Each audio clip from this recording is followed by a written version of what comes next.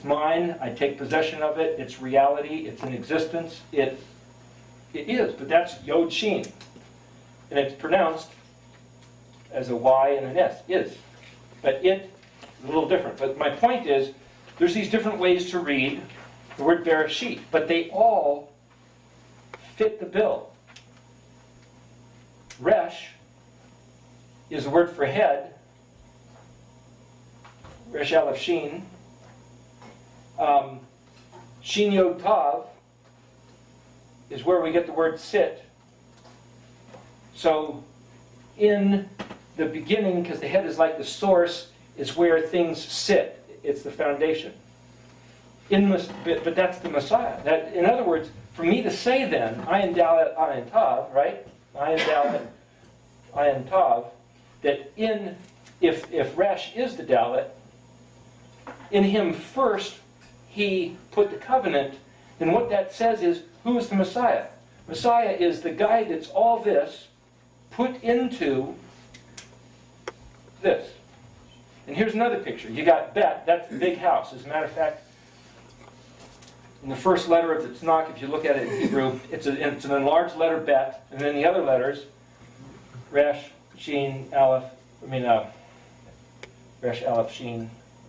They're smaller letters. It's an enlarged letter with Monty Judah's dots and tills. He's saying they're not just the flourishes of the letters, but they're actually the anomalies, which are enlarged letters, smaller letters, inverted letters, things that are not standardized, which is a whole other part of the conversation, which we don't have time to get to. My point is, here you have the big house. The big house. Yahweh's place. And here you have this flag, or the man who steps out of the house. Here you have a big house and a man stepping out of the house. He's the owner of the house. So even though, no matter who you identify a Resh as, he's kind of by proximity to the Bet, he's the man who owns the house, the flag of the house, the man of the house. And in him is the fire of the established covenant, is him itself. You see, that's the picture that's in the word Bereshit. Okay, so go back to Daniel now. So hide the words and seal the book.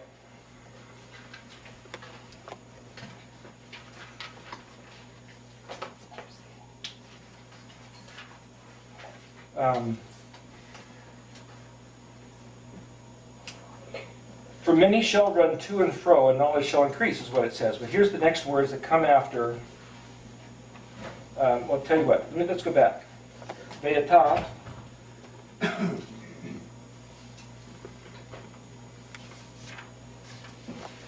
Daniel.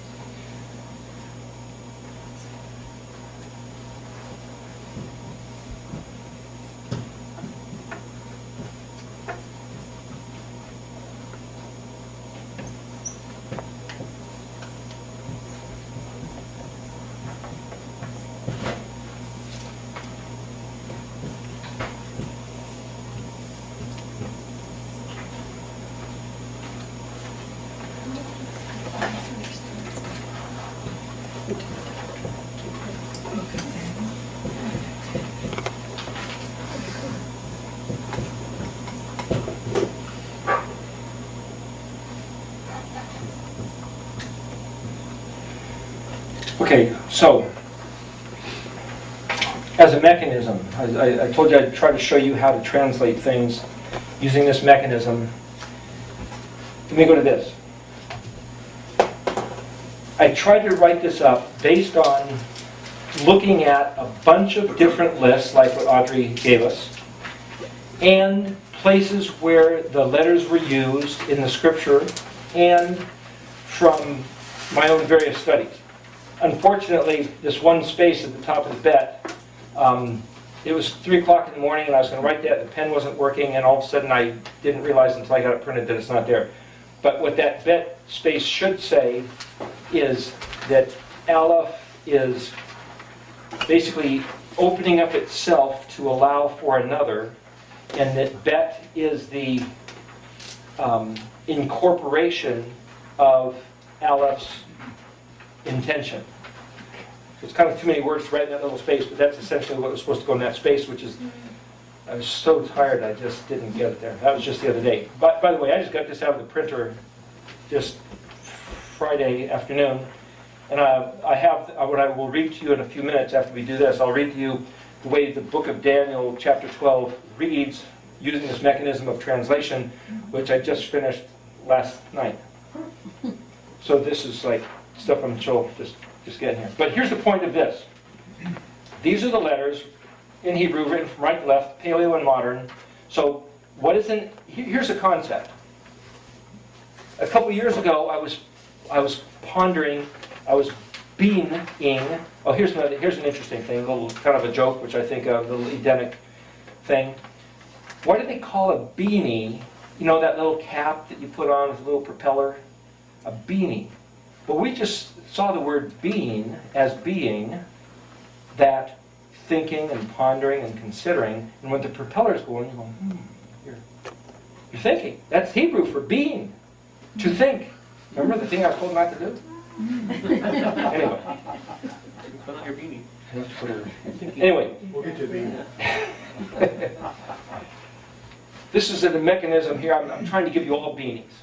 Okay? Beanie would be my being. My thinking is a beanie. Beanie, right? If something ends in an E, that's a yod, that's a my. Okay, here. Anyway.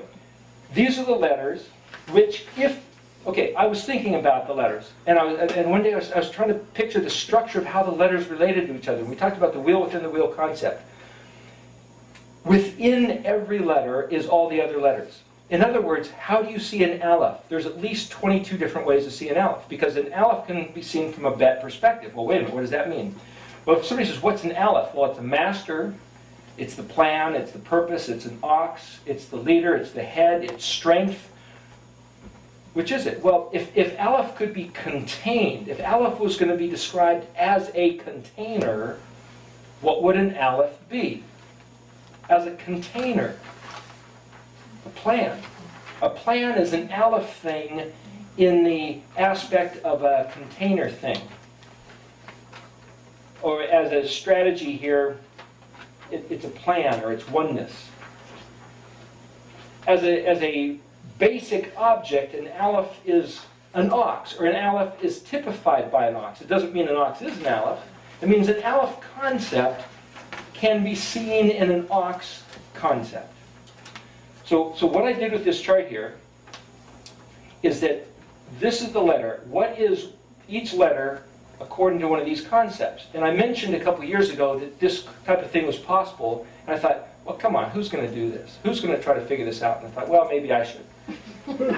It's very tedious. Boy, this is pretty rough. But the point is, I had this picture. I went out into the garden, and I happened to see a horsetail plant. And a horsetail plant is shaped like this. It's got segments which are joined together that are easily snapped apart, and there's an array of like pine needle-like leaves that are coming off of them. They're not even really leaves, they're more like pine needles off of every joint. And I thought, boy, that's exactly what I saw the alphabet is looking like.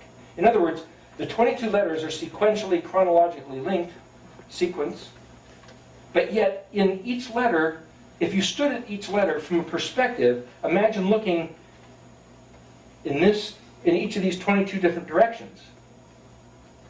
What can you see from this aleph, or this bet, or this gimel? What does the world look like from a Dalet perspective, according to an aleph point of view, a bet point of view, a gimel point of view?